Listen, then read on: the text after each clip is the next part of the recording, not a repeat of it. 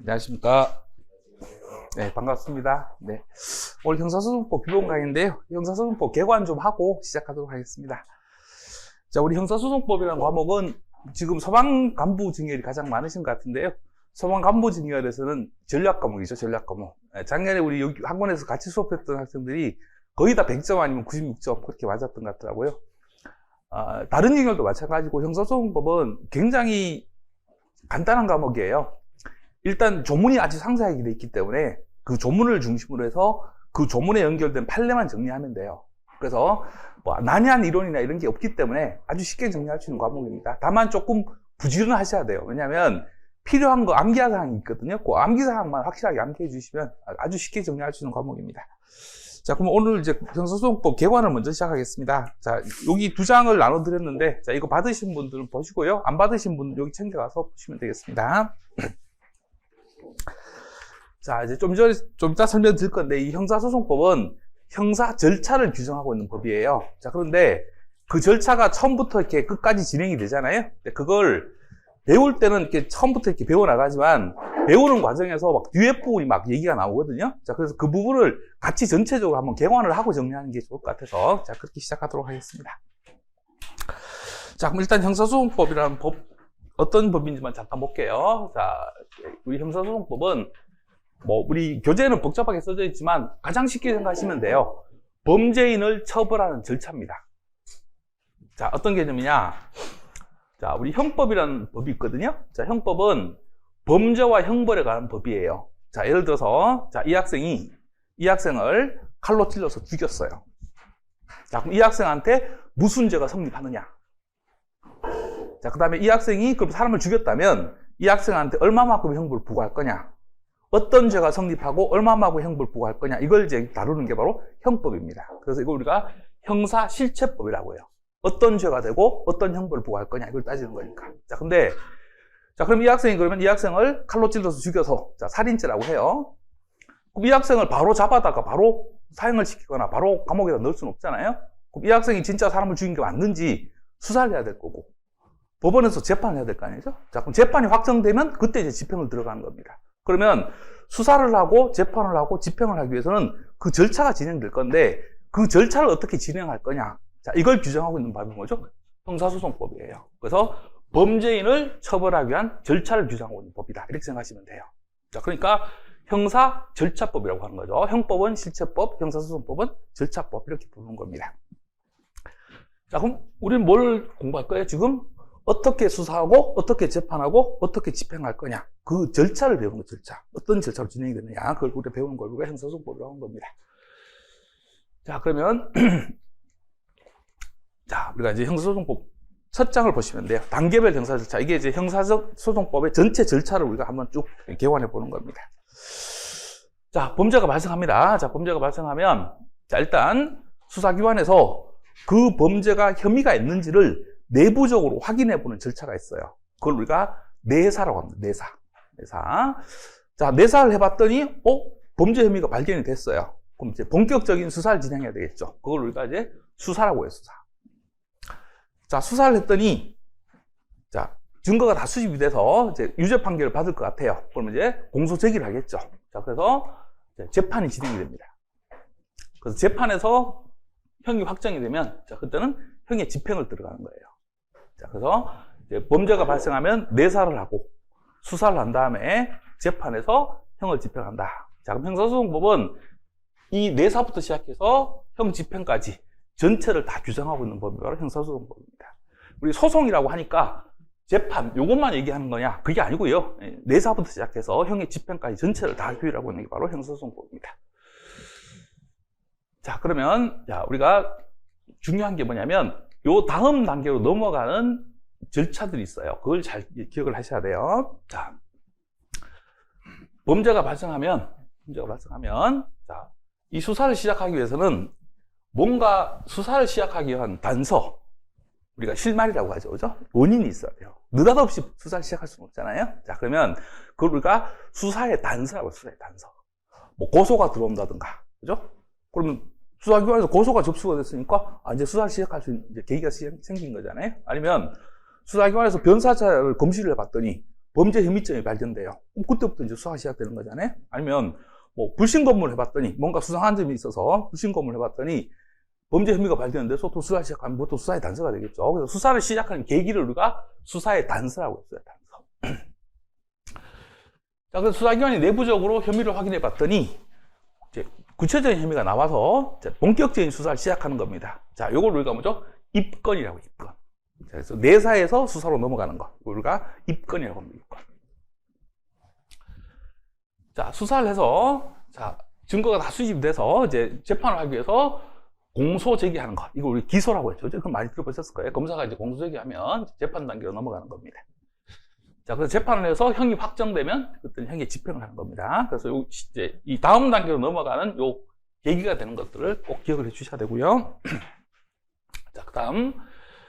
자, 수사는 수사기관이 하죠. 자, 수사기관은 대표적으로 경찰과 검사. 지금 수사권이 독립이 돼서 경찰도 독립적인 수사권을 갖고 있고 검사도 수사권을 갖고 있죠. 그 양쪽이 다 수사를 합니다. 자, 근데 공소제기입니다. 이거는 검사만 할 수 있어요. 경찰은 공소제기를 못 합니다. 그래서 이거 이제 검사만 할 수 있고. 재판은 당연히 판사가 하고, 형의 집행은 여러분들 검사가 지휘해서 교도관이 집행한다. 이렇게 돼 있어요. 그래서 우리 이제 교도관들을 우리가 교정직 공무원이라고 하죠. 그죠? 우리 형을 집행하는 것을 우리 교도관이라고 합니다. 자, 그러면 이제 일단 담당하는 기관들을 봤고요. 그 다음에 자, 요거는 넘어갔고, 자, 요거 다음 단계로 넘어갈게요. 자, 그 다음에, 자, 재판은 이제 1심, 2심, 3심. 우리나라는 3심제입니다. 그래서 이제 1심, 2심, 3심 이렇게 진행이 되죠. 자, 그럼 수사를 하는 기관을 수사기관, 그 다음에 재판을 하는 기관을 재판기관, 자, 이 형을 집행하는 기관을 교정기관이라고 하고, 자, 이분들을 교정직 공무원이라고 부른다고 했습니다. 그래서 수사기관이 수사를 담당하고, 재판기관이 재판을 담당하고, 교정기관이 형의 집행을 담당한다. 이렇게 생각하시면 됩니다. 이 부분은 그냥 편안하게 보시면 되는 부분이고요. 자, 또 하나 보면 중요한 내용입니다. 자, 이제 범죄를 범한 범인이 이 단계가 진행되면서 그 범인의 이름이 계속 달라져요. 명칭이 계속 달라지는 겁니다. 자, 그러면 우리가 제대로 공부를 하시는 학생들은 그냥 그 이름만 보고도 아, 단계가 지금 어느 단계에 와 있구나 바로 알 수 있어야 돼요. 그래서 이제 그걸 잘 기억을 하셔야 됩니다. 자, 내사 단계입니다.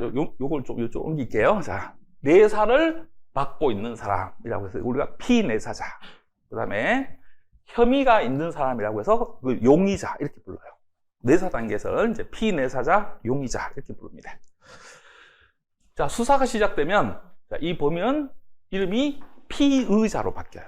피의자. 그래서 우리 이제 피의자 뭐 보석, 피고인 보석, 자, 이런 용어들 앞으로 배울 건데 그냥 피의자라는 단계 딱 보시고 아, 지금 현재는 수사 단계가 지금 진행되고 있구나 하는 걸 바로 알고 계셔야 돼요. 자, 재판이 시작되면 자, 이 범인은 피고인으로 바뀝니다. 그럼 자, 그래서 이제 피의자 보석 그러면 우리가 나중에 배울 건데 아, 수사 단계에서 지금 보석하는 걸 얘기하는 것이고 피고인 보석 그러면 아, 재판받는 피고인이 보석을 받는 걸 얘기하는 것이다. 이렇게 딱 우리가 단계별로 정리가 돼야 되는 겁니다. 자, 형의 집행을 받는 사람을 수형자라고 하죠. 받을 숫자 수형자라고 하는 겁니다. 그래서 요거는 뭐 잘 몰라도 되지만 여기 개념 피내사자, 피의자, 피고인 요 개념은 단계별로 다 달라지니까 꼭 명칭을 기억해 주셔야 되고요. 자, 그 다음에 또 어떤 사람들이 있냐면 자, 이제 요거죠. 자, 공소 제기를 기준으로 해서 자, 이쪽이요. 자, 우리 공소 제기 전을 우리가 소송 계속 전이라고 해요. 기소 전 뭐 다 같은 말입니다. 그 다음에 공소 제기가 된 후, 요걸 우리가 소송 계속 후, 그 다음에 기소 후, 다 같은 말입니다. 그래서 요 용어를 보고, 지금, 아, 공소 제기되기 전인지, 공소 제기된 후인지, 바로바로 구별할 수 있어야 될 겁니다. 자, 그 다음에, 자, 범인 이외에 또 어떤 사람들이 있냐면, 피해자도 있을 수 있고, 목격자도 있을 수 있잖아요. 자, 그럼 이 피해자나 목격자, 자, 이런 사람들을 수사 단계에서는 뭐라고 부르냐면, 참고인이라고 불러요. 그래서 앞으로 이제 참고인 조사 이렇게 이제 배울 겁니다. 그럼 뭐 생각하시면 돼요? 피해자 불러서 조사하고 범행을 목격한 사람, 목격자들 불러서 조사하고 자, 이거 우리가 참고인 조사 이렇게 생각하시면 되는 겁니다. 자, 그럼 이 참고인이 재판이 시작돼서 이제 공소 제기가 돼서 이제 소송 계속 후로 넘어오면 이 사람들은 뭐죠? 증인이라고 불러요. 그래서 이제 이 사람들은 피해자나 목격자 이런 사람들은 재판이 열리면 증인으로 나가서 증인신문을 받는 겁니다. 됐죠? 수사 단계에서는 참고인, 공소 제기된 후에는 증인 이렇게 부르시면 돼요. 자, 그 다음에 또 이제 어떤 사람들이 있냐면, 자, 우리 의사나 국가수 직원 같은 이런 전문가들이 있습니다. 그래서 뭐 마약을 이제 복용했는지 안 했는지 이런 부분에 대해서 이제 감정하고 이런 사람들이죠. 자, 이런 사람들을 공소 제기 전 단계, 수사 단계에서는 감정 수탁자라고 불러요. 감정 수탁자. 자, 그다음 이제 재판이 진행돼서 공소 제기돼서 재판이 진행된 단계에서는 감정인이라고 부릅니다. 그래서 우리 공부하시면서 이 말은 거의 잘 안 쓰고요. 이 부분요. 감정인이라는 말은 자주 쓰니까 자, 여기에 대해서 정리해 주시면 됩니다. 그래서 일단 단계별로 우리가 범인이나 피해자나 전문가가 어떤 명칭으로 불리는지 이것도 한번 정리해 주시고 가시면 처음에 공부하실 때부터 정리를 하고 들어가는 게 훨씬 편해요. 자, 정리하시면 됩니다. 자, 그 다음.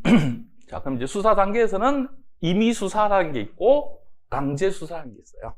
자, 그래서 뭐 이 구별하는 학설에 대해서는 여러 가지 학설이 있지만 통설 기준을 설명드리면 이제 임의 수사와 강제 수사 차이는 뭐냐면 상대방의 의사에 반해서 상대방이 싫다는데 자, 강제로 하는 건 강제 수사. 자, 상대방의 의사에 반하지 않고 수사를 하면 그걸 우리가 임의 수사라고 불러요. 임의 수사. 자, 그러면 자, 임의 수사는 대표적인 게 피의자 신문. 자, 피의자를 불러다가 이제 조사하는 겁니다. 범인 불러다가 이제 수사 단계에서 수사하는 거잖아요. 그럼 이 피의자 신문은 임의 수사니까 자, 그럼 피의자가 소환을 받으면 그럼 무조건 나가야 되냐? 자, 나가도 돼? 나가야 돼? 안 가도 돼요? 안 가도 됩니다. 임의 수사에.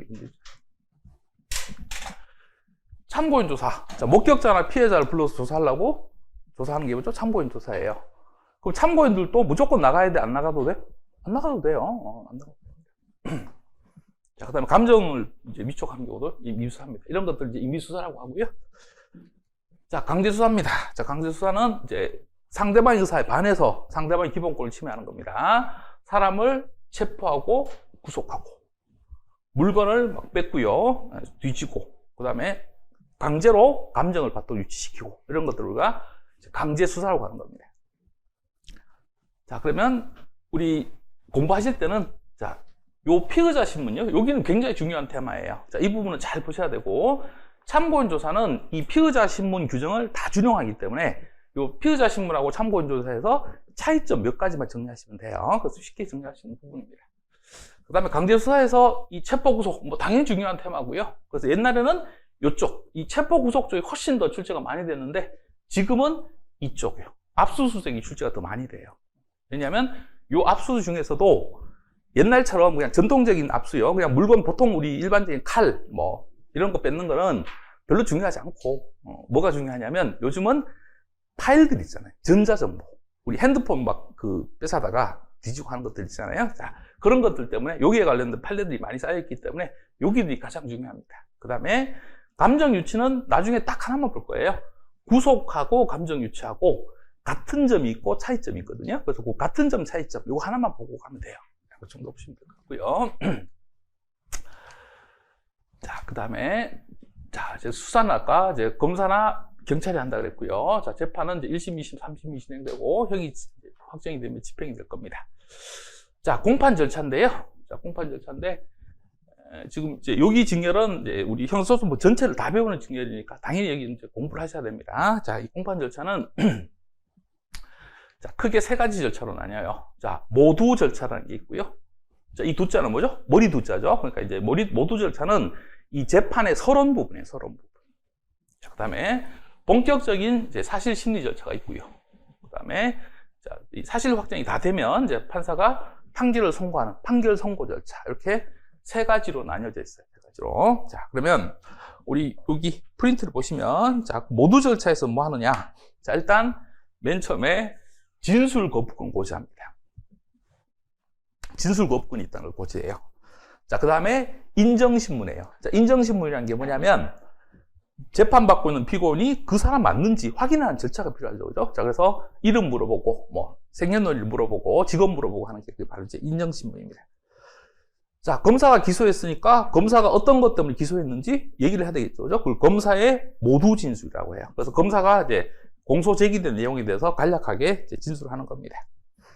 자, 그럼 피고인이 답이 있어야 되겠죠. 자, 그래서 피고인이 모두 진술해요. 그럼 이제 주로 이제 거기에서는 그 범행을 시인하는지 부인하는지 거기부터 시작하는 거죠. 자, 그 다음에 그러면 이제 검사 얘기, 피고인 얘기 들어봤으니까 서로 의견이 일치하는 부분이 있고 의견이 엇갈리는 부분이 있을 거 아니죠? 자, 그러니까 재판장이 거기에 대해서 쟁점을 정리하는 거예요. 재판에서 어떤 것이 쟁점으로 다루어질지를 쟁점 정리를 하는 겁니다. 이걸 우리가 모두 절차. 그래서 이건 나중에 다 중요하게 다뤄야 될 부분입니다. 자, 그 다음에 이제 본격적인 사실심리 절차가 있어요. 사실심리 절차에서는 자, 맨 먼저 나중에 이거 다 공부할 거예요. 자, 물건부터 먼저 조사해요. 그 증거 조사부터 먼저 합니다. 자, 그 다음에 사람들을 이제 조사해요. 그래서 피고인 신문하고, 자, 그 다음에 최종 변론하고, 그러면 이제 변론이 다 끝나면 이제 변론 종료를 하는 겁니다. 자, 이걸 우리가 본격적인 사실 심리 절차라고 합니다. 자, 그 다음에 판결 선고는 뭐 그냥 판결을 선고하는 절차니까 판결 선고 절차다 이렇게 생각하시면 되는 겁니다. 자, 그러면 됐고요. 자, 그 다음에 자, 우리가 이제 이런 이 통상적인 그 공판 절차로 진행되지 않고 약간 특별하게 이제 진행되는 절차들이 있어요. 자, 그걸 특별 형사 절차라고 하는데 여기에 대해서는 즉심이 있고요, 약식이라는 게 있습니다. 자, 즉심은 이제 기결 심판이 얘기하는 거고요, 약식 명령을 얘기하는 건데 이 부분도 우리 소방관부 시험에서는 중요합니다. 그래서 이 두 개 중에 하나가 반드시 나와요. 즉심이 하나 나오든 약식이 하나 나오든 꼭 나오니까 자, 이 부분도 나중에 본격적으로 정리하셔야 됩니다. 자, 이 즉심은 뭐냐면 그냥 경찰서장이 즉결 심판을 제기해요. 그래서 이 검사가 공소기하는 이런 절차가 아니고 그냥 경찰서장이 즉심을 청구해서 즉결 심판이 이루어지는 걸 얘기하는 겁니다. 보통 우리 어떤 경우냐면 그냥 그 도로교통법 위반 이런 것들 있잖아요. 자, 이런 것들 가벼운 우리 죄들 같은 경우에 즉심으로 많이 가는 겁니다. 자, 그 다음에 약식 절차입니다. 약식 절차는 이거는 경찰서장이 하는 게 아니고 검사가 하긴 해요. 검사가 하긴 하는데 이거는 벌금을 때려달라고 검사가 기소하는 겁니다. 자, 그러면 법원은 이런 절차를 거치지 않고 자, 그냥 서류만 봅니다. 서류들만 보고 자, 그냥 벌금 때리는 절차 이렇게 생각하시면 돼요. 그래서 이걸 우리가 약식 절차라고 하고 검사가 약식 절차라고 하는 걸 약식을 구한다라고 해서 구약식이라고 부르는 겁니다. 이 부분도 나중에 중요하게 다뤄질 절차니까 꼭 정리해 주셔야 되고요. 자, 그 다음에 자, 이제 정식 재판으로 넘어왔는데 자, 범인이요 이 모두 절차에서 자, 검사가 모두 진술한다고 했잖아요. 자, 근데 피고인이 다시 납니다. 자백을 해버려요. 자, 자백을 해버리면 자, 재판 절차가 어떻게 진행되냐면 간이 공판 절차라는 걸로 진행이 돼야 돼요. 간이 공판 절차. 자, 그럼 이 간이 공판 절차는 어떻게 되냐? 이 정식 재판 절차보다는 조금 더 간단하게 진행이 된다는 겁니다. 자, 뭐가 달라지냐? 두 가지가 달라져요. 자, 하나는 뭐냐면 우리 교재 정리가 돼 있죠. 증거 능력 제한이 완화된다라고 돼 있어요. 자, 그래서 대표적인 경우가 전문 법칙인데, 자, 이제 증거 능력이 엄격하게 제한이 됐는데 그게 굉장히 완화가 돼요. 쉽게 이제 증거 능력이 인정이 되는 겁니다. 또 하나, 증거조사 방식이 법에 정해져 있는 정식 증거조사 방법을 따르지 않아도 돼요. 자, 그래서 이제 증거 능력 제한이 완화가 되고 증거조사 방식이 조금 더 간단해진다 이렇게 생각하시면 됩니다. 자, 그럼 이건 반드시 기억하셔야 돼요. 자, 그럼 우리 간이공판 절차는 이런 즉심 절차나 약식 절차처럼 특별 형사 절차인가요? 아니면 그냥 정식 재판 절차인가요? 정식 재판 절차예요. 이게 특별 형사 절차가 아닙니다. 이거 나중에 이제 자백 우리 보강 법칙 할 때 그때 다 정리가 돼야 됩니다. 자, 그래서 정식 재판 중에 하나의 뭐죠? 간단하게 진행 절차지 이게 특별한 절차가 아닙니다. 그냥 정식 재판 절차 중에 하나다. 자, 이렇게 정리하시면 되는 겁니다. 자, 됐고요. 자, 그 다음에 검사가 수사를 했더니 범죄 혐의가 없다고 보고 기소를 하지 않는 겁니다. 자, 이걸 우리가 불기소라고, 불기소. 자, 그럼 불기소는 뭐가 중요하냐? 이게 중요합니다. 자, 어떤 사람이 피해를 입어서 고소를 했는데 분명히 죄가 돼요. 자, 근데 검사가 뭉개는 겁니다. 기소를 안 하는 거예요. 자, 그럼 뭐가 중요하죠? 그걸 어떻게 다툴 거냐는 거죠. 검사의 불기소에 대해서 우리가 어떻게 다툴 거냐. 자, 이게 중요합니다. 자, 여기에 대해서는 나중에 우리가 이제 중요하게 다룰, 이것도 거의 기출이 된다고 봐야 되죠. 자, 재정신청이라는 게 있어요. 자, 이건 뭐냐면, 검사가 공소제기를 안 하고 버티니까, 맨 먼저 검찰청에다, 고등검찰청에다가 항고를 한번 해봤어요. 그랬더니, 고등검찰청에서도 안 받아주고 뭉갭니다. 자, 그러면 이건 어디 가냐? 고등법원에다가 심리해달라고 청구하는 거예요. 그래서 법원이 보고 검사가 불기소한 게 잘못됐느냐, 제대로 된 거냐, 이걸 판단하는 겁니다. 자, 그래서 재정신청 절차도 상당히 중요한 절차니까 나중에 꼭 정리하셔야 되는 내용입니다. 그래서 이걸 보면서 어떻게 진행되는지 절차도 확인하시고 어떤 부분이 중요한 쟁점인지도 한번 확인하시면서 그렇게 가시면 되겠습니다. 자, 됐고요. 자, 그 다음에 이제 재판인데, 자, 이제 형식 재판이라는 게 있고 실체 재판이라는 게 있어요. 자, 우리 교재로 기준하면 이거는 거의 저 뒤에서 배우는 건데 미리 땡겨서 배워야 되는 이유가 뭐냐면 오늘부터 당장 뭐죠? 이 얘기가 나와요. 이 얘기가 나오는데 안 배웠다고 뒤로 미룰 수는 없잖아요. 자, 미리 이제 정리를 하는 겁니다. 자, 형식 재판과 실체 재판의 차이점부터 먼저 설명드리겠습니다. 자, 이 형식 재판이라는 건 뭐냐면 검사가 공소시효가 됐는데, 자, 법원이 유무죄 판단을 들어가기 위해서 소송 조건이라는 걸 검토합니다. 쉽게 말하면 소송을 본격적으로 진행하기 위한 조건이 갖춰졌냐 검토하는 거예요. 자, 근데 검토해 봤더니 그 소송 조건이 안 갖춰져 있어요. 쉽게 말하면 이게 본격적인 소송을 진행할 수 있는 조건이 안 갖춰져 있는 겁니다. 자, 그러면 보지도 않고요. 내용 보지도 않아요. 이게 죄가 되는지 아닌지 따지지도 않고 바로 재판을 끝내버리는 겁니다. 자, 이거 우리가 형식 재판이라고 해요. 자, 실제 재판은 뭐냐? 소송 조건을 검토해 봤더니 소송 조건이 완벽하게 다 갖춰져 있어요. 자, 그래서 본격적인 심리를 들어갑니다. 자, 그래서 유죄인지 무죄인지 이제 판단하는 거죠. 이걸 우리가 실체 재판이라고 하고, 형식 재판은 본격적인 재판 들어가기도 전에 그냥 재판을 형식적으로 종결하는 겁니다. 그걸 형식 재판이다 이렇게 생각하시면 돼요. 쉽게 말하면 뭐 이렇게 비유하는 사람들도 있더라고요. 재판하려고 모였는데 재판할 수 있는 조건이 안 갖춰져 있어. 그럼 뭐 이건 집에 가는 겁니다. 그냥 끝내버리는 겁니다. 자, 이거 형식 재판이라고 하는데 형식 재판은 4가지가 있어요. 관할 위반 판결이라는 판결입니다. 그걸 뭐냐? 검사가 공소시효를 했는데 그 법원의 관할이 아니에요. 엉뚱한 법원에다가 공소시효를 한 거예요. 그러면 그 법원이 관할이 없으니까 서로 재판을 할 수가 없잖아요. 그러니까 이걸 관할 위반의 판결이라는 걸 선고하는 겁니다. 자, 그 다음에 이제 면소 판결이라는 게 있고요.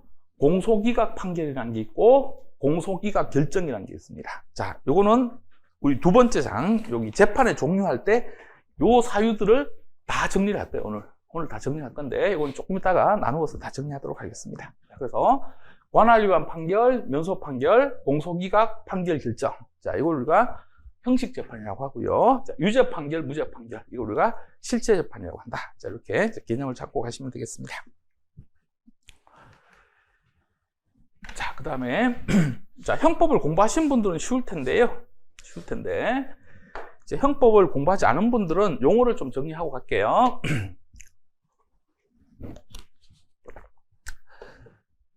자, 요런 것들입니다. 요런 것들. 자, 요런 것들은 감옥을 안 가거든요. 그러니까 학생들이 자꾸 이게 무죄 판결에 오해를 하는데, 아닙니다. 이게 유죄 판결들을 이제 좀 정리할게요.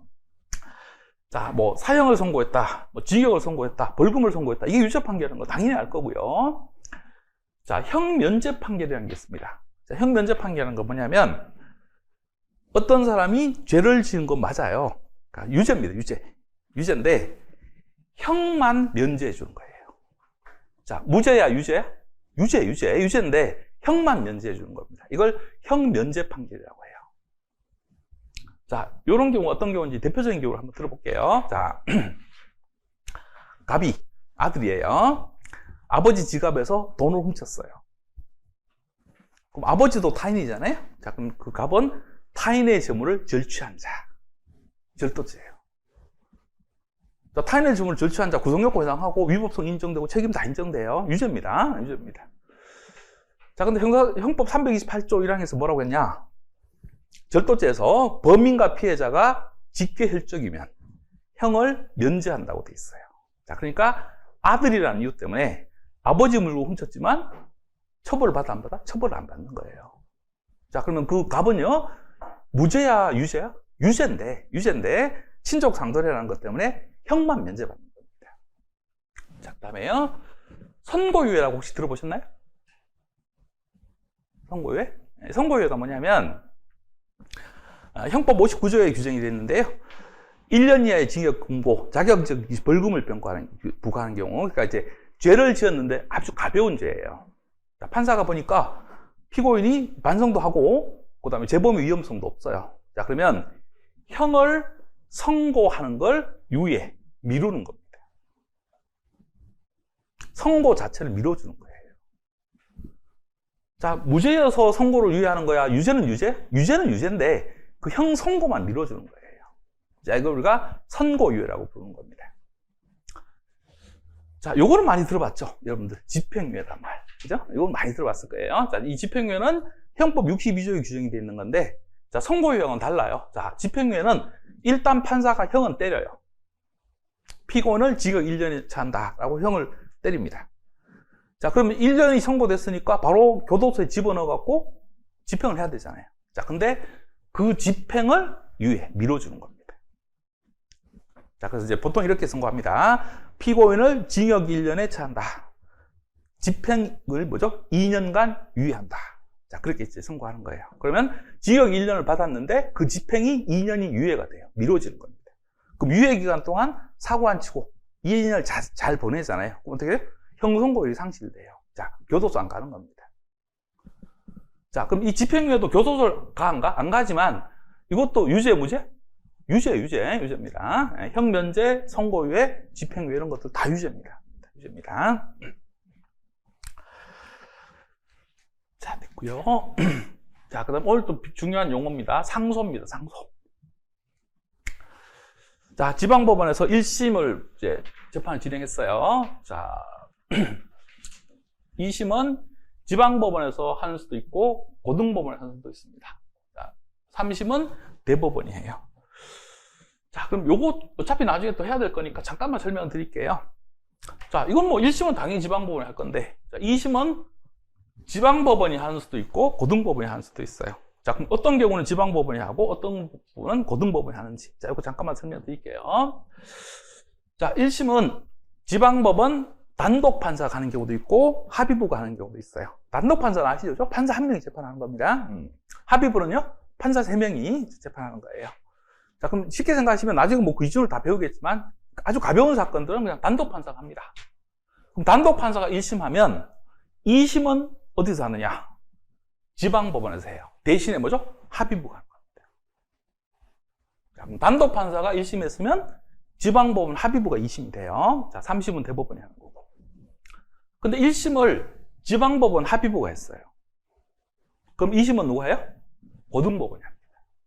고등법원이. 자, 그 다음에 대법원으로 진행됩니다. 그래서 요 차이점이요. 자, 이 1심을 지방법원 단독이 했느냐, 지방법원 합의부가 했느냐에 따라서 2심 관할은 지방법원 합의부가 될 수도 있고 고등법원이 될 수도 있다. 자, 이렇게 생각하시면 되고요. 자, 그럼 1심에서 판결이 났어요. 자, 그러면 검사나 피고인이 만족할 수도 있지만 거기 불만이 있을 수도 있잖아요. 자, 그러면 이제 2심을 뭐죠? 받겠다라고 하는 겁니다. 자, 이 2심으로 넘어가는 거, 이걸 우리가 항소라고 해요. 항소했다 이렇게 얘기하죠. 들어봤을 겁니다. 자, 그 다음에 2심 판결이 났을 때 대법원 가는 거, 이걸 우리가 상고라고 합니다. 그래서 판결에 대해서 1심에서 불복해서 2심 가는 걸 항소, 2심에 불복해서 3심 가는 것을 상고 이렇게 불러요. 그래서 상소라고 부르죠. 상고할 때 상, 항소할 때 소 이렇게 해서 우리가 상소라고 부르는 겁니다. 자, 이거는 가장 기본적인 용어일 거예요. 아마 고등학교 때도 사회 시간에도 뭐 이 정도는 다 했을 겁니다. 자, 근데 자, 그러면 이제 2심은 이제 항소에서 재판하는 거예요. 항소심, 상고에서 재판하는 3심을 상고심 이렇게 부르면 되는 거고요. 자, 그럼 판결에 대해서는 이제 항소를 하거나 상고를 하잖아요. 자, 근데 1심 판결이 났는데 피고인도 만족하고 검사도 이 정도면 만족해. 그러면 2심을 안 갈 수도 있잖아요. 항소를 해야 돼? 안 해도 돼? 안 해도 돼요. 안 할 수도 있는 겁니다. 자, 2심도 마찬가지예요. 자, 2심 판결이 났는데 거기에 대해서 불복해서 상고할 수도 있지만 상고하지 않을 수도 있는 겁니다. 자, 그럼 뭔 얘기를 하냐 이겁니다. 자, 1심 판결이 났고요. 항소했고 상고까지 했어요. 그럼 언제 확정이 돼요? 대법원 판결이 나면 확정이 되는 겁니다. 자, 근데 1심 판결이 났는데 항소를 안 했어요. 그럼 언제 확정돼? 그때 바로 확정돼요. 바로 1심에서 바로 확정이 되는 겁니다. 자, 1심 판결이 나와서 항소를 했는데 상고를 안 했어요. 그럼 언제 확정돼? 2심에서 확정이 되는 겁니다. 자, 그럼 판결 확정이란 건 무조건 3심 끝났을 때야, 아니면 1심 확정이 될 수도 있고 2심 확정이 될 수도 있어요. 1심에서 확정될 수도 있고 2심에서 확정될 수 있습니다. 자, 그 개념만 정리하시면 됩니다. 자, 그래서 항소를 안 하면 바로 확정, 상고를 안 하면 바로 확정. 자, 항소하고 상고까지 해서 대법원까지 가면 대법원 판결이 나면서 확정이 된다. 자, 이 개념 잡으시면 되는 거고요. 자, 그 다음에 판결이 확정이 됩니다. 자, 그러면 일사부재리 효력이라는 게 생겨요. 자, 이거 우리가 기판력이라고 부른 겁니다. 자, 이거 들어보셨나요? 일사부재리 효력? 한 번 재판한 사건은 다시 재판할 수 없다. 자, 이걸 일사부재리라고 하죠. 자, 그래서 이미 판결이 확정된 효력이라고 해서 우리가 기판력이라는 게 생깁니다. 그래서 한 번 확정된 사건은 다시 다투지 못하는 것이 원칙입니다. 자, 근데 이 일사부재리 효력, 기판력. 자, 여기에 대한 예외가 있습니다. 바로 재심이라는 게 있습니다. 재심. 재심이란 건 뭐냐? 확정된 사건을 다시 재판하는 거예요. 다시 재판하는 겁니다. 이미 판결이 확정된 사건을 다시 재판하는 거예요. 여러분들 혹시 재심이라는 영화 보셨나요? 영화 제목이 재심이라는 영화 있었고. 혹시 여러분들 그 강동원 나오는 검사외전 영화 보신 적 있나요? 자, 그게 이제 다 뭐죠? 재심을 다룬 영화들이에요. 검사외전을 기준으로 설명드리면 황정민이 살인죄로 누명을 쓰죠, 그죠? 자, 그래서 살인죄로 확정이 돼요. 그래서 무기징역이 확정이 됩니다. 그래서 이제 교도소에서 수용생활을 하고 있잖아요. 자, 근데 이제 강동원이 들어오고 뭐 그렇게 해서 그 교도소 안에서 차곡차곡 황정민이 무죄의 증거를 모아요. 자, 그래서 뭐죠? 다시 재심을 청구하잖아요. 자, 그래서 재심이 받아지고 재심에서 뭐죠? 무죄가 확정이 되잖아요. 자, 이미 확정된 사건을 다시 재판하는 겁니다. 이걸 우리가 재심이라고 재심. 그래서 뭐 1심에서 확정됐으면 재심이 이루어지고 다 이제 이 단계별로 다 재심이 이제 진행될 수 있는 겁니다. 그래서 이 부분도 우리가 나중에 한번 이제 상소 재심할 때 다시 한번 정리하시면서 정리해야 되는 부분입니다. 그래서 원칙적인 개념하고 그다음에 이 재심이라는 특수한 절차가 있다는 것들 한번 확인하시면 되겠습니다. 자, 됐고요. 자, 그다음에 이제 증거에 관련된 내용을 잠깐 보겠습니다. 자, 여기도 기본적인 용어가 바로 오늘 이제 당장 사용이 돼야 되기 때문에 잠깐 정리하겠습니다. 자, A가 B를 죽였어요. 살인죄잖아요. 자, 그럼 이제 살인죄 재판이 열립니다. 그러면 요 A가 B를 죽였다는 사실을 인정하기 위한 자료가 있어야 되겠죠. 그죠? 아무 증거도 없이 그냥 유죄 판결을 할 수는 없잖아요. 자, 그러면 이 A가 B를 죽였다는 사실을 인정하기 위한, 공소 사실을 인정하기 위한 자료. 이걸 우리가 증거라고 해요. 증거는 뭐 여러 가지가 있을 수 있겠죠. 그죠? 아예 그냥 A가요, 법정에서 제가 죽였습니다. 자백할 수도 있는 거고. 아니면 갑이라는 사람이 지나가다가 A가 B를 칼로 찌르는 걸 봤습니다. 라고 하는 목격자의 증언이 있을 수도 있고요.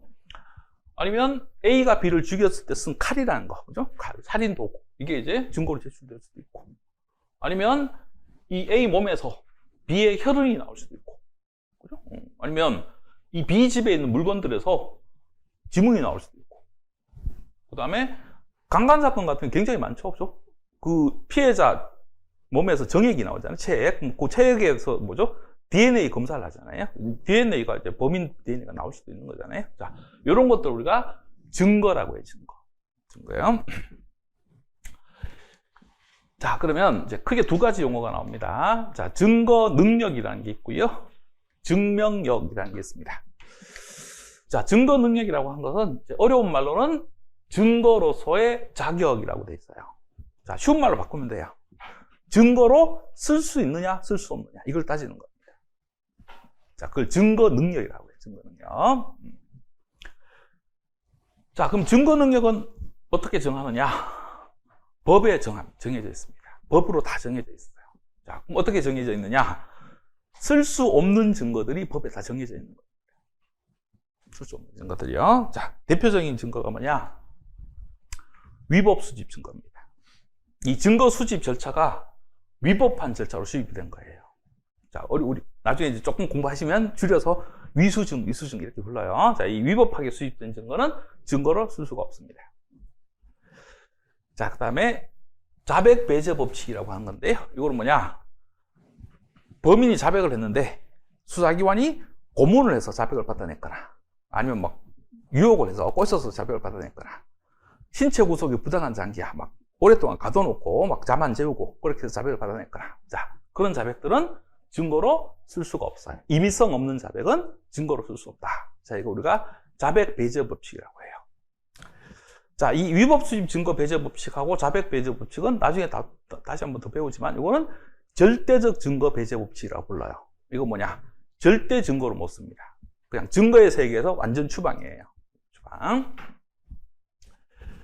자, 근데 이 전문 법칙이라는 게 있습니다. 이 전문 법칙이라는 건 뭐냐면 전문 증거는 증거로 쓸 수 없다라고 하는 거예요.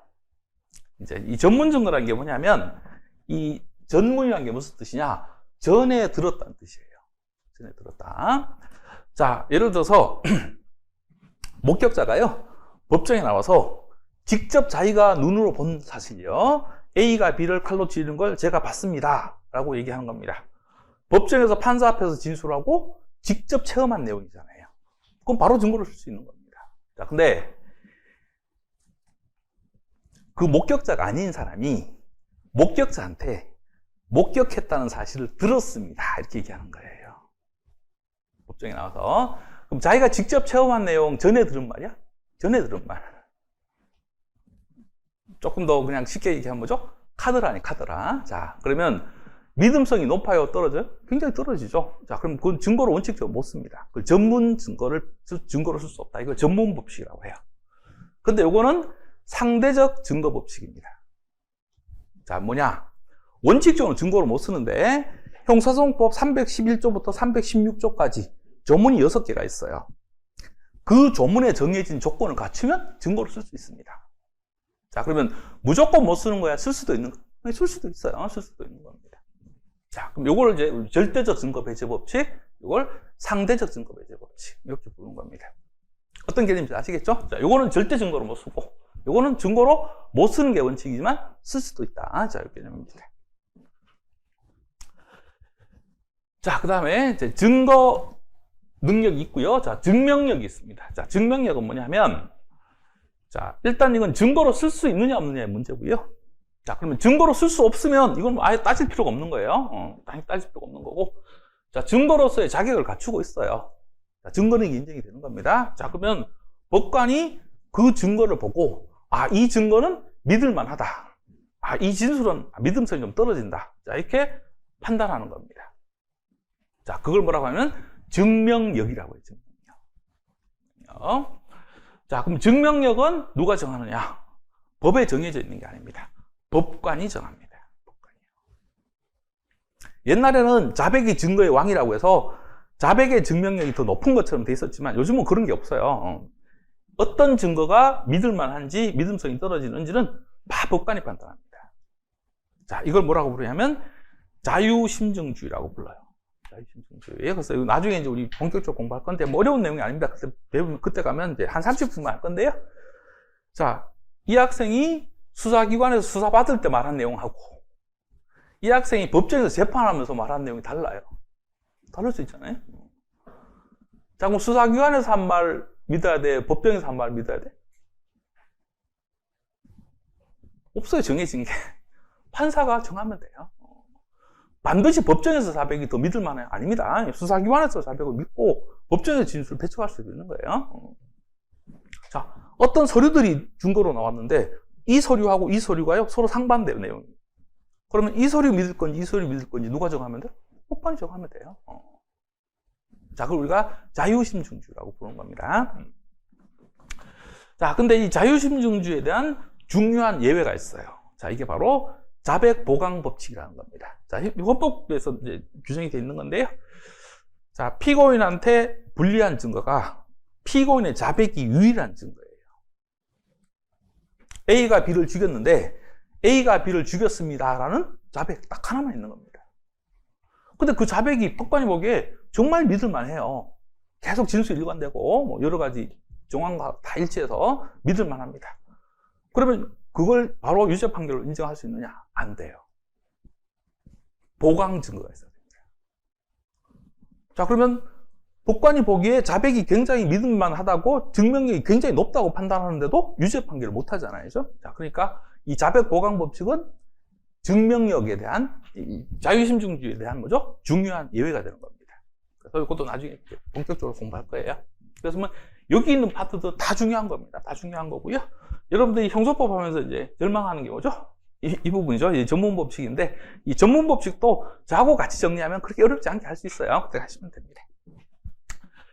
자, 그럼 이제 기본적인 개념은 정리해 드렸어요. 그래서 이제 이렇게 이제 보통 비유를 많이 합니다. 자, 우리가 이제 판사 앞에 이제 밥상을 차린다고 생각할게요. 자, 밥상을 차리면 거기 이제 판사가 먹을 수 있도록 이렇게 밥상에다가 반찬을 올려야 되잖아요.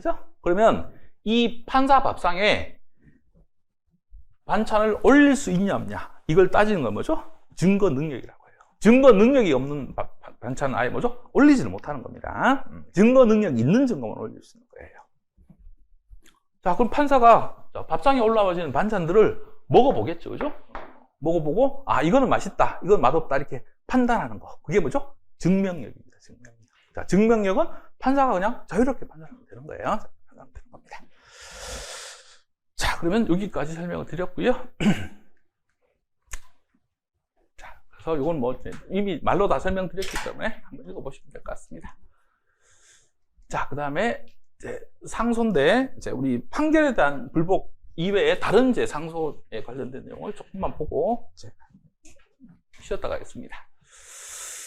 자, 법원이 판결을 해요.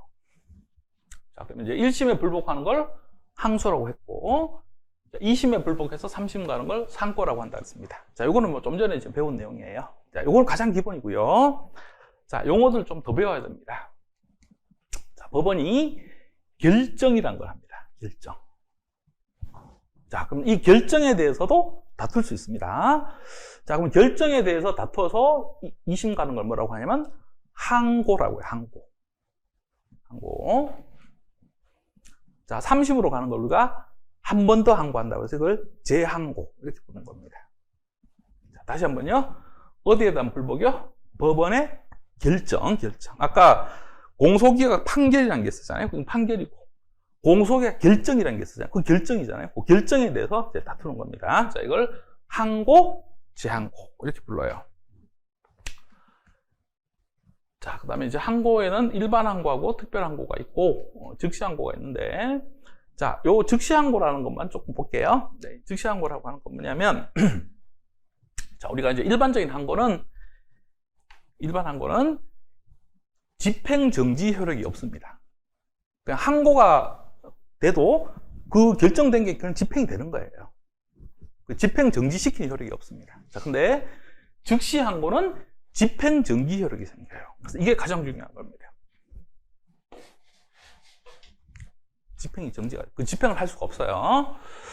그 다음에 이 즉시 항고는 기간이 정해져 있어요. 7일 이내에 해야 됩니다.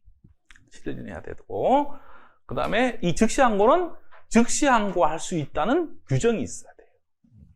자, 그래서 요거는 우리 배우면서 즉시 항고할 수 있다라는 규정들이 나오면 그거 다 정리할 거예요. 다 일일이. 자, 그럼 이제 어떤 개념이냐면 요거 하면서 우리가 이제 판례 하나를 설명드릴게요. 자, 옛날에는 우리 형사소송법이 어떻게 돼 있었냐면 판사가 피고인한테요 보석 결정을 해요. 근데 검사가요 그게 불만이야. 그러면 즉시 항고를 합니다. 즉시 항고를 할 수 있었어요. 자, 그럼 판사가 보석으로 풀어줘라고 결정한 건데 검사가 안 돼라고 즉시 항고하면 어떻게 돼? 못 풀어줘요. 풀어줄 수가 없습니다. 자, 그러면 이 피고인을 풀어줄지 말지를 판사가 결정해? 사실상 검사가 결정해? 사실상 검사가 결정하는 거잖아요. 판사가 풀어주라 하는데 그걸 못 풀어주게 하는 거니까. 자, 그러면 피고인을 풀어줄지 말지를 결정하는 것은 판사가 해야 되는 겁니다. 근데 그걸 판사가 못하고 검사가 하는 거랑 마찬가지예요. 그게 왜? 영장지 위반이죠. 자, 그래서 위헌 결정이 난 겁니다.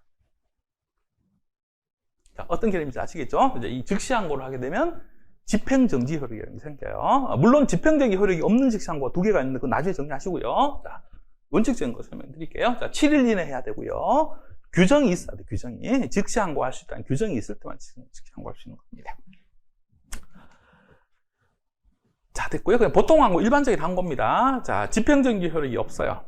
그리고 기간 제한도 없어요. 기간 제한도 없고. 원칙적으로 이건 규정이 없어도 그냥 다 할 수 있는 것이 원칙입니다. 물론 이제 못한다고 돼 있을 때만 못하는 거고 나머지는 다 할 수 있는 겁니다. 자, 그러면 이 즉시항고라는 개념하고 제일 보통 항고라는 개념을 설명 잠깐 드렸고요. 자, 그래서 이제 아까 설명드렸던 이겁니다. 구속 취소 결정이나 보석 결정에 대해서 즉시항고할 수 있다라고 되어 있는 것은 위헌 결정이 난 거죠. 자, 그 다음에 이제 마지막으로 재판장이나 수명법관이 구금이나 압수에 관한 처분을 해요. 자, 요거에 대해서 다투는 겁니다. 자, 그럼 오늘 이제 재판장 수명법관이라는 게 나왔으니까 잠깐만 설명드릴게요. 자, 우리 합의부 기준으로 설명드리겠습니다. 자, 합의부는 이제 판사가 3명이잖아요. 자, 그러면, 자, 이 3명 전체를 우리가 뭐라고 부르냐면, 이걸 법원이라고 불러요. 3명 전체를. 그럼 이 3명 전체가 합의해서 판결을 하거나 결정을 했어요. 그걸 우리가 판결이나 결정이라고 해요. 법원의 판결이나 결정이라고 하는 겁니다. 그럼 이 3명이 같이 결정한 판결이나 결정에 대해서 다투는 것은 항소, 상고, 항고, 재항고예요. 자, 근데 요 합의부 중에 한 명이요. 재판장이 결정할 수도 있거든요. 그 다음에 재판장이 자기가 해야 될 것을 옆에 있는 판사한테 야, 네가 해 라고 해서 명령을 해요. 그래서 그 명령을 받은 법관, 이걸 우리가 수명법관이라고 하거든요. 그럼 이 판사 한 명이나 이 판사 한 명이 한 거예요. 구금 압수에 관한 처분. 어떤 개념인지 아시겠죠? 자, 여기에 대해서 다투는 건 준항고라고 해요. 준항고라고 합니다. 자, 대법원 가는 건 당연히 이제 항고를 다 하는 거니까 재항고라고 부르는 거고요. 요걸 우리가 416조의 준항고 이렇게 불러요. 416조에 규정된 준항고라고 해서 그래서 416조 준항고라고 부릅니다. 자, 그럼 요 개념 아시겠죠? 요 법원의 판결 결정하고 재판장 수명법관의 구금 압수에 관한 요 차이점이요. 요 차이점. 자, 그래서 요 내용을 정리하시면 되고요. 자, 그 다음에 진짜 중요한 겁니다. 자, 수사기관입니다. 자, 검사나 사법경찰관이 구금이나 압수에 관한 처분을 해요. 특히 요거 많이 합니다. 자, 그러면 이게 잘못됐다고 다투는 겁니다. 자, 요것도 이름은 똑같아요. 준항고입니다. 자, 근데 이건 417조에 규정된 준항고. 준항고라고 불러요. 이름은 똑같아요. 자, 대법원에 가는 걸 우리가 재항고라고 부르는 겁니다. 그럼 당장 우리가 써먹을 게 뭐죠? 요거죠. 자, 우리 수사 단계에서 배울 때요. 수사기관이 구금이나 압수에 관한 처분을 해서 잘못됐어. 자, 그럼 뭐 할 수 있다? 준항고 할 수 있다. 이걸 계속 공부를 할 겁니다. 자, 여기까지 정리해 드렸습니다. 자, 그러면 상소제도에 설명드렸어요. 어떤 종류에 따라서 어떤 식의 상소를 해야 되는지를 설명을 드렸습니다. 그래서 이건 용어입니다. 용어부터 일단 정리해 주셔야 돼요. 자, 계속해서 보겠습니다. 자, 이제 여기 두 번째 프린트 보시면 돼요. 두 번째 보시면 됩니다. 자, 재판인데요. 자, 재판의 종류는 명령이 있고요. 결정이 있고 판결이 있습니다. 아까 다 공부했죠? 자, 이제 이 결정은요. 법원이 하는 거라 했죠. 그죠? 그래서 우리 합의부 전체가 다 모여갖고 같이 이제 합의해서 결정하거나 판결을 하는 겁니다. 이걸 우리가 판결이라고 하고요. 명령입니다. 자, 이거는 법관이 명령하는 거예요. 아까 봤던 재판장이나 수명법관이 한 명이 하는 거. 우리가 이제 명령이라고 하는 겁니다. 자, 그러면 이제 아까 이제 설명 다 드렸어요. 이제 단독 판사인 경우는 판사 한 명이 재판하는 거잖아요. 이 단독 판사는 그 한 명이 자체가 법원이고 동시에 재판장이고요. 합의부는 이제 재판장이 있고 아까 이제 우리 그림 그렸을 때 이 가운데 있는 사람, 자, 이 사람이 재판장이고요. 여기 있는 판사들 우리가 배석 판사라고 불러요. 그래서 오른쪽에 있는 배석을 우배석, 왼쪽에 있는 배석 판사를 좌배석 이렇게 부르는 겁니다. 자, 그 다음에 수명법관이라는 개념을 아까 설명드렸죠. 재판장이 이 합의부 법관 중에 한 명한테 자기가 해야 될 것을 네가 해라고 명령을 해서 그 명령을 받은 법관. 자, 이걸 우리가 수명법관이라고 하고요. 그 다음에 별로 중요하지 않은데 수탁판사라는 개념이 있어요. 이 수탁판사라는 건 뭐냐면 이 합의부에 있는 판사가 아니에요. 다른 법원 판사한테 이 재판장이 부탁을 하는 겁니다. 자, 예를 들어서 서울에서 재판을 하고 있는데 제주도에 있는 증거를 하나 조사를 해야 돼요. 근데 서울에 있는 법관들이 다 내려가서 증거조사 하기가 좀 그렇잖아요. 그러니까 제주도에 있는 법원의 판사한테 그 증거조사 좀 해주세요. 이렇게 부탁을 하는 거죠. 그 부탁을 받은 판사에 우리가 수탁판사라고 불러요. 자, 그래서 뭐 용어만 좀 하시면 되고요. 자, 그 다음에 이제 명령은 아까 이제 이 재판장이나 수명법관이 하는 게 바로 명령입니다. 그 다음에 자, 이 명령이나 결정은 구두변론이 필요 없고, 자, 이 판결은 구두변론을 해야 된다고 했는데, 이거는 오늘 안 해도 돼요. 나중에 그 재판 가서 하시면 되고. 자, 불복 방법을 아까 설명드렸죠? 자, 요거, 결정에 대해서 불복은 항고, 재항고, 판결에 대한 불복은 항소, 상고라고 했고요. 그 다음에 재판장이나 수명법관이 한 이 명령이, 구금압수에 관한 명령에 대해서는 아까 준항고, 재항고 이렇게 배웠잖아요. 자, 근데 요 특별한 경우는 이의신청이라는 게 있어요. 이것도 나중에 그냥 하시면 돼요. 지금은 그냥 이의신청이 있다는 것만 확인하시면 됩니다. 그래서 그냥 요거는 오늘 안 해도 돼요. 이건 나중에 천천히 하셔도 충분합니다. 자, 이것도 뭐 나중에 하시면 되고요. 자, 오늘 이제 해야 될 내용은 뭐냐면 이거예요. 자, 이제 아까 봤던 형식 재판이 있고 실체 재판이 있는데, 뭐 실체 재판의 개념하고 형식 재판의 개념을 설명드렸고, 그러면 오늘 배울 게 뭐냐면 이거예요. 이 형식 재판의 사유들, 어떤 경우에 형식 재판을 하는지 설명드리겠습니다. 자, 관할 위반 판결인데 이거는 그냥 전문 하나밖에 없어요. 그래서 이거는 쉽게 정리하실 수 있는 부분입니다. 자, 319조입니다. 이렇게 됐어요. 피고 사건이 법원의 관할에 속하지 아니한 때는 판결로서 관할 위반에 선고를 해야 된다라고 그랬어요. 자, 공소 제기가 됐는데, 자, 법원이 재판하려고 보니까 그 법원 관할이 아니에요. 관할이 아닐 때, 자, 그때는 판결로서 관할 위반에 선고를 해야 된다라고 됐어요. 그러니까 관할 위반 선고를 하는데 뭘로요? 판결로서. 그럼 이거는 틀린 지금 뭘로 만들까요? 이걸 결정으로. 그럼 O야 X야? X가 돼요. 관할 위반 결정이 아니고 관할 위반 판결입니다. 자, 그래서 이 319조 관할 위반 판결, 이게 하나의 끝이에요, 이게. 끝입니다. 자, 그 다음에 326조에 면소 판결 사유가 나와 있어요. 자, 네 가지입니다. 확정 판결이 있을 때, 사면이 있을 때, 공소시효가 완성됐을 때, 자, 범죄 후 법령이 개표를 하여 형이 폐지됐을 때, 이렇게 돼 있어요. 자, 이게 이제 형사소송법에서 가장 많이 쓰이는 것 중에 하나예요. 수험적으로는 가장 중요한 겁니다. 자, 확정 판결이 있을 때, 자, 이게 뭐냐? 이미 확정 판결이 있는 사건이 다시 기소가 된 거예요. 그럼 아까 판결이 확정되면 기판력이 생긴다 그랬잖아요. 이미 기판력이 생긴 사건이 또 기소가 된 겁니다. 한 번 재판한 사건이고 다시 재판하면 돼? 안 돼? 안 되죠. 그러니까 어떻게? 본격적인 재판을 하지도 않습니다. 그냥 면소 판결로 끝내는 거예요. 겁니다. 자, 이 경우는 어떤 경우가 이제 주로 발생하냐면, 뭐 하나의 사건인데 검사가 한 번 확정된 사건을 또 기소하는 경우는 거의 없어요. 거의 없고, 주로 어떤 경우냐면 이 피고인이 상습적으로 죄를 범했습니다. 그래서 이게 이제 하나로 포괄 일조로 다뤄져서 이게 판결이 확정됐어요.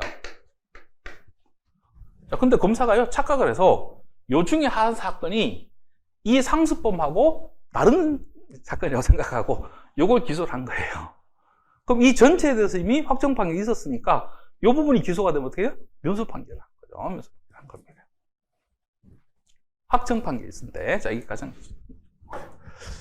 그 다음에 사면이 있을 때입니다. 이거는 그냥 나중에 하나 배울 거예요. 자, 요 사면은 일반 사면 얘기하는 겁니다. 자, 우리 대통령이 일반 사면을 해줬어요. 근데 그 사건이 또 기소가 된 겁니다. 그럼 면소 판결 하는 거고요. 그 다음에 이것도 제법 많이 사용되죠. 자, 공소시효가 완성이 됐어요. 자, 갑이라는 사람이 남의 물건을 훔친 절도죄를 범했는데 15년이 됐는데 기소한 거예요. 그러면 이미 공소시효가 끝났잖아요. 공소시효가 완성된 사건을 기소하면 그때는 면소 판결하는 겁니다. 자, 그 다음에 4번이 뭐냐? 범죄 후 법령 개표를 인하여 형이 폐지됐을 때. 자, 이게 뭐냐면 피고인이 죄를 지을 당시에는 처벌한 규정이 있었어요. 자, 근데 검사가 기소를 했는데 그 재판하는 도중에 국회에서 그 법이 폐지가 된 겁니다. 형사처벌이 없어진 거예요. 자, 문제는 아니죠. 왜요? 그 죄를 범할 당시에 처벌이 있었으니까. 자, 근데 법이 폐지됐다는 걸 고려해서 어떻게 해요? 면소 판결해 주는 겁니다. 판결. 자, 그래서 면소 판결 사유는 4가지예요. 자, 4가지인데, 요거는 두 문자를 따시는 게 좋아요. 자, 저는 두 문자를 확사공개라고 두 문자를 땄어요. 근데 이건 뭐 확사공패라고 두 문자 따시는 분도 있고, 또 어떤 분은 뭐 사, 시, 폐지, 뭐 확정, 뭐 이렇게 두 문자 따시는 분도 있고, 두 문자는 여러 가지가 있어요. 근데 이거는 여러분 개취예요, 개취. 개인적인 취향대로 하시면 돼요. 어떤 두 문자가 쉬운지는 여러분이 정해서 정하시면 되고요. 그 다음에 이제 이 두 문자를 따실 때, 자, 확사공개, 뭐 확사공패 이런 것들은 순서대로 두 문자가 된 거잖아요. 근데 뭐 사, 시, 폐지, 확정 이런 것들은 순서가 막 섞여 있어요. 어떤 게 좋으냐? 순서대로 하는 게 좋습니다. 왜 좋으냐? 여러분이 판례를 읽다 보면 326조 3호에 의하여 면소 판결을 해야 된다. 뭐 326조 2호에 의해서 면소 판결을 해야 된다. 이렇게 나와요. 그러면 순서대로 외운 분들은 2호가 뭔지 3호가 뭔지 바로바로 아시잖아요. 근데 이 순서가 섞여 있으면 그게 2호인지 3호인지가 뭔지를 모르게 되니까 순서대로 하는 게 더 좋습니다. 순서대로. 물론 이 순서를 지키는 게 도저히 뭐 자기 마음에 안 들어서 그냥 순서 상관없이 외우겠다고 하면 뭐 굳이 뭐 그걸 말리지는 못하지만 가급적이면 순서대로 하시는 게 좋아요. 순서대로 하시는 게 좋습니다. 자, 됐고요. 자, 그 다음에 공소기각 결정사유입니다. 자, 공소기각 결정사유는 자, 취사경범이라고 두 문자를 땄습니다. 자, 첫 번째가 뭐냐? 공소가 취소됐어요. 자, 검사가 공소 제기를 하잖아요. 근데 재판하다가 검사가 그냥 그 공소를 취소해 버릴 수 있어요. 그걸 공소 취소라고 해요. 자, 그 공소 취소가 되면 어떻게 되냐? 검사가 재판하지 말자고 하니까 그냥 공소기각 결정으로 끝내버리는 겁니다. 자, 두 번째. 자, 피고인이 죽었어요. 자연인인 경우에서 죽었거나. 자, 법인일 수도 있죠. 그죠? 피고인이 법인에서 회사할 수도 있어요. 자, 법인이 해산이 됐어요. 전속하지 않는 경우입니다. 자, 그럼 그때는 죽은 사람 갖고 재판할 수 없잖아요. 자, 이때도 공소에 결정하는 겁니다. 자, 그 다음에 3호인데요. 3호는 제12조, 형사소송법 12조나 13조에 의해서 재판할 수 없는 때라고 돼 있어요. 근데 아직 이 관할을 안 배웠기 때문에 이거 뭐 뭔지 설명드릴 필요 없을 것 같고, 자, 뭐라고 생각하시면 되냐? 다른 법원의 이중 기소가 된 겁니다. 자, 어떤 사건이 A 법원에 기소가 돼 있는데 그 똑같은 사건이요 B 법원에 다시 기소가 되는 거예요. 자, 그러면 이미 A 법원이 기소해 재판하고 있는 사건을 B 법원 재판할 필요는 없잖아요. 자, 그럼 B 법원은 어떻게 공소기각 결정해 버리는 겁니다. 자, 그 다음에 4번입니다. 4번은 뭐냐? 공소장에 써진 내용을 다 인정하더라도, 공소장에 써진 내용이 다 진실이라고 하더라도 범죄가 될 만한 사실이 포함되어 있지 않습니다. 자, 예를 들어서, 자, 검사가 이 학생이요? 이 학생하고 동성애를 했으니까 처벌해달라고 공소제기를 했어요. 자, 이 학생과 이 학생이 동성애를 했다는 게 사실이라고 합시다. 그렇다고 하더라도 동성애를 처벌하는 규정이 없어요. 그럼 범죄가 안 되는 내용이에요. 그럼 공소장에 써진 내용이 범죄가 될 만한 사실이 포함이 안 되어 있습니다.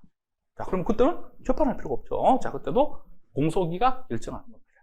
결정이요. 자, 그래서 그걸 취사경범이라고 뭐 두 문자도 따는 경우도 있고요. 뭐 경포, 취사, 뭐 두 문자는 여러 가지가 있는데 여러분들이 개인적인 취향이니까 편한 대로 두 문자 정리해 주시면 돼요.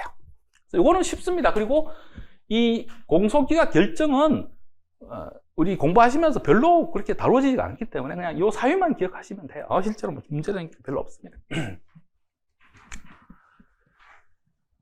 자, 됐고요. 자, 그 다음에 공소기각 판결 사유입니다. 이건 굉장히 중요합니다. 자, 6가지인데요. 자, 저는 두 문자를 제, 무, 다, 취, 고, 처 이렇게 이제 두 문자를 땄어요. 제, 무, 다, 취, 고, 처라고 두 문자를 땄습니다. 제가 뭐냐? 피고인에 대해서 재판권이 없어요. 우리는 법원에 재판권이 없는 겁니다. 자, 이건 이제 우리 조금 이따 바로 배울 거예요. 자, 우리 형사소송법의 적용 범위를 배울 건데, 어떤 사건이 우리 형법이 적용되지 않는 사건입니다. 그래서 우리 법원이 재판권이 없어요. 우리 법원이 재판도 못하는 사건을 재판할 수는 없잖아요. 자, 그럼 그때는 공소기각 판결이라는 걸 합니다. 이거는 자주 쓰지는 않고요. 자, 그 다음에 가장 많이 쓰는 게 바로 이거예요. 공소 제기 절차가 법률 규정 위반해서 무효인 때. 오늘부터 당장 이 내용을 정리할 겁니다. 자, 검사가 공소 제기를 했는데, 자, 그 공소 제기가 법률 규정에 위반해서 무효예요. 자, 오늘 당장 배울 게 뭐냐? 검사가 공소 제기를 했는데, 수사기관이 죄를 범할 생각이 없는 사람을 함정을 파갖고요. 함정수사를 해요. 그래서 공소 제기를 하는 겁니다. 그럼 그 함정수사 한 것이 적법 절차 위반이잖아요. 헌법 규정 위반해서 지금 공소 제기가 된 거예요. 자, 그럼 그 공소 제기 절차가 법률 규정 위반해서 무효인 되죠. 무효인 돼. 그럼 법원은 정식 재판 들어가 안 들어가요? 자, 그냥 바로 공소기각 판결해버리는 겁니다. 자, 그 다음에 또 어떤 경우도 있냐면, 자, 이 학생을 모욕을 했어요. KXX야. 이게 모욕을 한 겁니다. 자, 모욕죄입니다. 자, 모욕죄는 신고죄입니다. 고소가 있어야 공소를 제기할 수 있어요. 그럼 이 학생이 고소를 해야 검사가 공소 제기할 수 있는 거예요. 근데 이 학생이 고소도 안 했는데 공소 제기를 한 거예요. 그러면 고소가 없으면 공소 제기를 할 수 없다라는 법률 규정에 위반해서 무효잖아요. 그럼 어떻게? 공소기각 판결해야 돼요. 판결해야 되는 겁니다. 자, 됐고요. 자, 세 번째. 이게 가장 많이 쓰는 거예요. 2호가. 자, 그 다음 3호. 이거는 그냥 이런 게 있다는 거 알면 잘 쓰지 않아요. 자, 공소가 제기된 사건에 대해서 다시 공소가 제기됐을 때 이거예요. 자, 그럼 아까 여기. 자, 공소기각 결정 사유 중에 하나가 이중기소가 하나 있었어요. 이건 뭐죠? 다른 법원 이중기소. 자, 여기서 말하는 다시 공소가 제기됐을 때라는 거 뭐냐? 이번에는 같은 법원에 이중기소가 된 겁니다. A 법원이 어떤 사건이 기소돼 재판을 하고 있는데 그 A 법원에 또 같은 사건이 기소가 된 거예요. 자, 그때는 이제 공소기각 판결하는 겁니다. 자, 그 다음에 4호입니다. 4호는 329조 규정 위반해서 공소가 제기됐을 때라고 돼 있어요. 자, 329조가 뭐냐면 이거예요. 자, 검사가 공소 제기를 했는데 공소 취소했어요. 그럼 아까 무슨 재판을 해야죠? 공소기각 결정사유잖아요. 공소기각 결정을 했습니다. 공소기각 결정으로 재판이 끝났어요. 끝났습니다. 근데 검사가요, 그 공소 취소한 사건을 또 기소를 하고 싶은 거예요. 다시 기소를 하고 싶은 겁니다. 자, 그러면 뭐가 필요하냐? 요거예요. 다른 중요한 증거를 발견한 경우에 한해서 다시 공소 제기할 수 있다고 됐습니다. 근데 검사가 다른 중요한 증거가 발견되지도 않았는데 공소 제기를 한 거예요. 이거 어떻게 할 거냐 한 겁니다. 그게 바로 요겁니다. 뭐예요? 329조 규정 위반해서 무효인데 공소 제기가 됐을 때 이게 공소 취소와 재기소 규정 위반해서 공소 제기가 됐을 때라는 얘기는 뭐냐? 공소 취소에서 공소기각 결정이 확정된 사건을 검사가 다른 중요한 증거가 없는데도 불구하고 다시 공소기각이 옵니다. 자, 그때는 이제 공소기각 판결하는 거예요. 자, 그 다음에 자, 5호 6호입니다. 자, 5호는 고소가 있어야 죄를 논할 수 있는 사건. 자, 이게 고소가 있어야 공소를 제기할 수 있는 사건. 이게 징고죄입니다. 징고죄. 그리고 형법에 4개거든요. 4개인데 명예훼손, 사자 명예훼손죄, 모욕죄, 그 다음에 비밀침해죄, 업무상 비밀누설죄. 이 4개입니다. 이 4개는 고소가 있어야만 이제 공소얘기를 할 수 있어요. 근데 자, 아까 이제 그래서 이미 설명드린 겁니다. 그 모욕죄인데 고소를 안 했는데도 공소 제기했어. 그럼 몇 호로 가요? 2호입니다. 그거는 고소가 없으면 공소를 못 한다고 돼 있으니까 거기 위반해서 위헌이 되니까. 자, 근데 이 학생 모욕했는데 이 학생이 고소했어요. 공소얘기 할 수 있잖아요. 공소얘기 한 거 적법한 공소얘기예요. 근데 재판을 하고 있는데 이 학생이 뭐죠? 고소를 취소해버린 겁니다.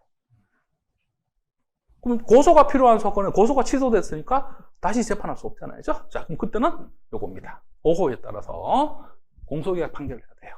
자, 그럼 다시 한번 정리할게요. 자, 신고죄인데 고소가 없이 공소 제기됐어. 그럼 몇 호야? 2호입니다. 2호.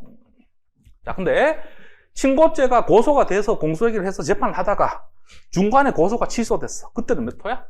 5호예요. 5호요.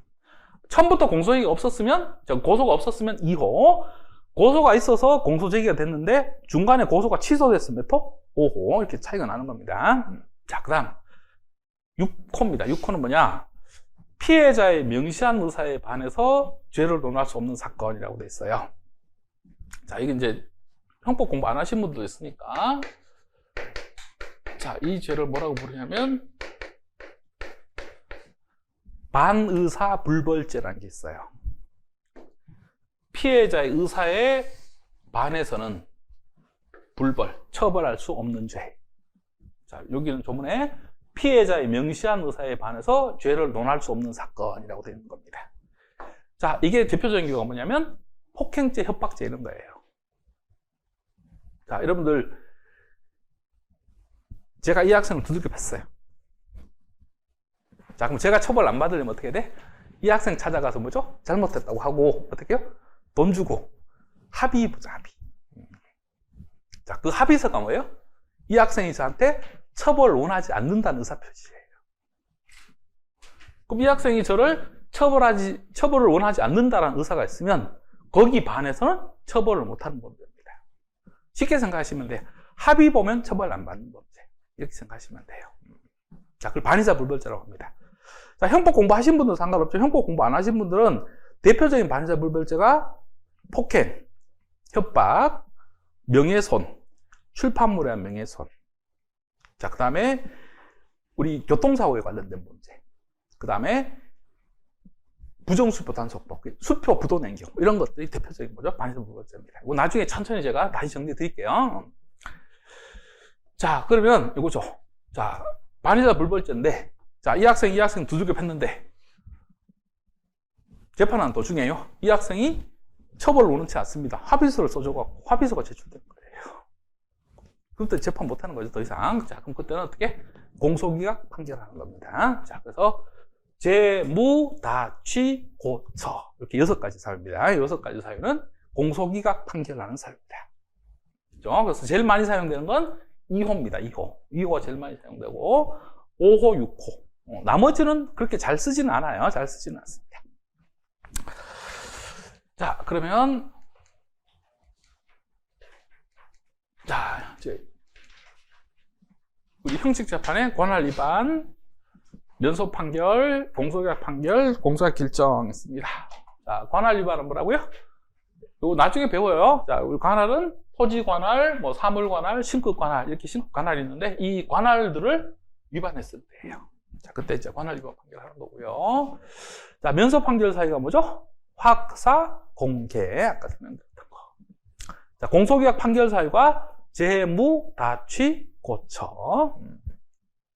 자, 공소기각 결정 사유가 취사, 경범 이렇게. 오늘 요거 당장 이거는 뭐죠? 암기를 해 주셔야 돼요. 그래야만 바로 오늘부터 바로 이제 사용할 수 있게 될 겁니다. 자, 그래서 원래는 이거 한참 뒤에 재판할 때 배우는 거지만 지금 당장 필요한 거라서 지금 당장 제가 설명을 드릴 겁니다. 자, 그래서 소송 조건이 갖춰지지 않았을 때 형식 재판한다. 그래서 이제 토지 관할이든 사물 관할이든 신급 관할이든 요 관할 위반했을 때 하는 게 관할 위반 판결. 자, 확사 공개. 자, 이게 면소 판결 사유. 재무 다취 고처. 이게 공소기각 판결 사유. 자, 취사 경범위 공소기각 결정 사유. 자, 이렇게 이제 정리하시면 되겠습니다. 그래서 여기 두 번째 프린트에 자세히 정리가 되어 있으니까 자, 맞춰서 정리하시면 될 것 같고요.